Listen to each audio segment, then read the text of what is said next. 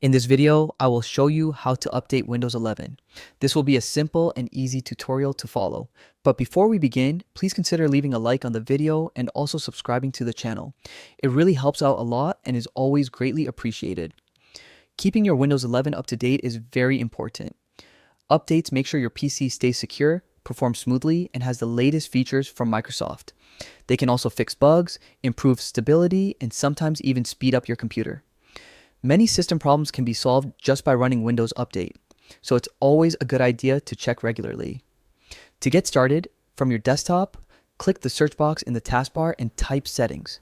When it appears under Best Match, click on Settings to open it. Once the Settings window opens, look at the left side of the screen. Near the bottom of the list, you'll see an option called Windows Update. Go ahead and click on it. You'll now be on the Update page where you can manage all available updates. Click the blue button that says Check for updates. Windows will begin scanning your system for any new updates or patches. This may take a few moments, depending on your internet speed. If updates are found, they will begin downloading automatically, and after that, they'll install on your PC. If you're using a laptop, make sure it's plugged into power during this process so it doesn't turn off mid-update. You should also ensure that you have a stable internet connection or Wi-Fi network, as updates require downloading files from Microsoft servers. Once everything is downloaded, you might be asked to restart your computer.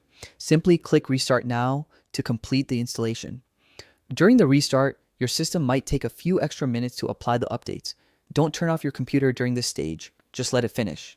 After your PC restarts, it may show messages like Working on Updates or Please keep your computer on. When it's done, your system will return to the desktop and you'll have the latest version of Windows 11 installed and ready to go. It's also a good idea to open Windows Update again after restarting to make sure there are no additional updates waiting. Sometimes updates come in stages and you might need to run it twice to be fully up to date.